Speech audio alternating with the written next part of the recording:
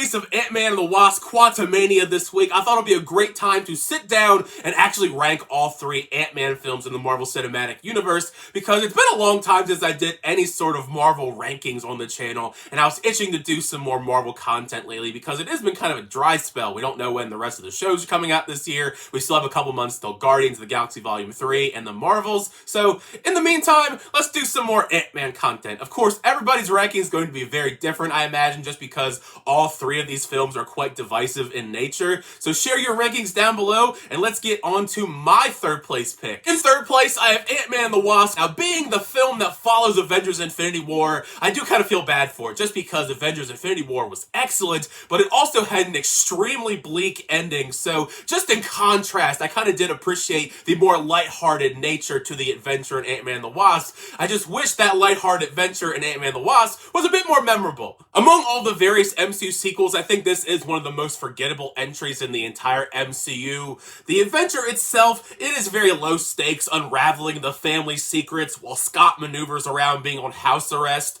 There are definitely some fun moments to be had, though, watching the film. Many of them, I think, are due to now Hope being involved in the action, getting her own suit at the very end of the first film, and she gets some of the best action sequences as she's fighting side by side with Scott Lang. Both Scott and Hope are still pretty good in this, and I'm always going to enjoy Michael Douglas's Hank Pym. But other than those characters, there's not too many memorable other side characters other than Jimmy Woo, of course, who has gone on to be probably one of the best side characters in the MCU. We always joke about how the MCU wastes big-name talent in these MCU projects and then does nothing with them. I think one of the biggest offenders to that is having Lawrence Fishburne be in this as Goliath. Goliath is an awesome comic book character, and we're probably never going to actually see him in live action. And as I've spoken to people over the years, I think a lot of people forgot that Lawrence Fishburne is even in this movie. As fun as the action with Ant-Man and the Wasp sometimes can be in this, I really think that what holds this back is 2 of the weakest villains in the entire MCU, and Ghost and Walton Goggins' character Sonny Birch. I'm not sure if people remember his name as Sonny Birch, but yeah, that's his name, Sonny Birch.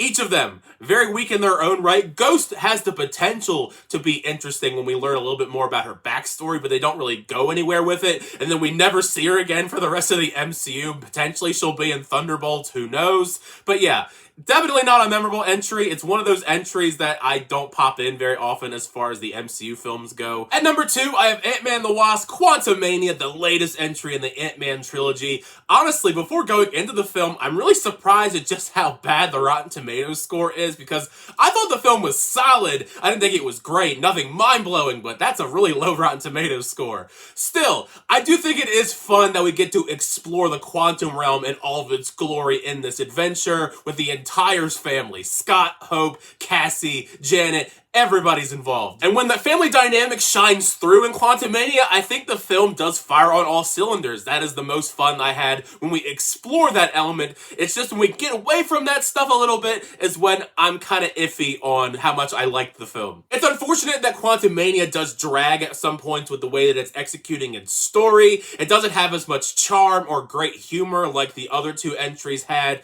but the big selling point here that I think elevates it at least over Ant-Man and the Wasp is its villain. Jonathan Majors as Kang the Conqueror. He is excellent. He is so menacing, Shakespearean, and just downright interesting as we unravel his character in this. And we don't get to see a whole lot of them here, but the potential is really there, and he has some pretty awesome fight sequences. It has me excited for where we're going to take the character in the future, especially with where we leave off in the post-credits scene. And at number 1, I have Ant-Man. When it comes to introductions into the MCU for these characters, I think that first Ant-Man is one of the more underrated entries. While it is lower stakes compared to a lot of the other MCU projects, it's just so much fun due to the charm of all of the characters and just how creatively they weave in this heist film among the superhero elements. Even still watching it now, I think it is just so visually creative on how we showcase Ant-Man's abilities in live action and utilizing his power set to make some really awesome fight sequences and just the level of creativity, like I said, like the big action sequence with Yellow Jacket on the train set that it's one of my favorite underrated final battles in any MCU project. Of course, it's not going to be on the level of something like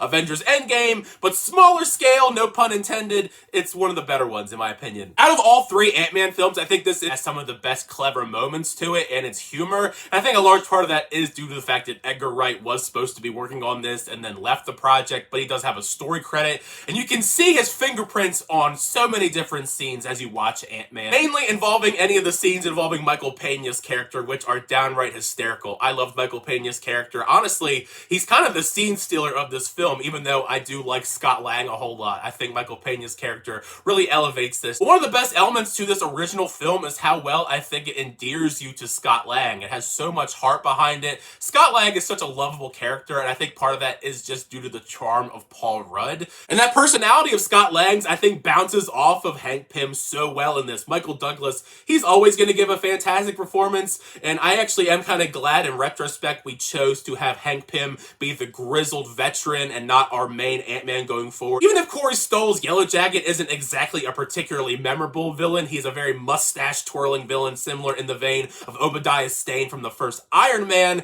I do think it works in its execution as a contrast to Ant-Man, helping mold Scott Lang into becoming a hero, because I think a lot of people forget, as much as we love Paul Rudd and the character of Scott Lang, he did start out these films as a criminal. So even if the two sequels that followed this are a little bit up and down in terms of quality, I always have a lot of fun going back and revisiting that very first Ant-Man. But now you've heard my ranking of all three Ant-Man films. Make sure you share your ranking down below in the comment section. How would you rank all three Ant-Man films? Which is your worst to best? Because there's a lot of divisiveness among all three Ant-Man films. I know a lot of people that love that second film or think it's really underrated. And I also know a lot of people that don't like it at all. They think it's one of the worst sequels in the entire MCU, and this is one of the worst trilogies in the MCU. I don't know about that question. That's a question for another day. But I do want to hear all your thoughts down below on all three of these films if you have them. So share your comments down below in the comment section. And thank you guys who always send videos. I always do appreciate it. Make sure to like on the video and also subscribe to the channel. So I always update reviews, reactions, rankings, unboxings, and more. Next time, I'll see you guys later.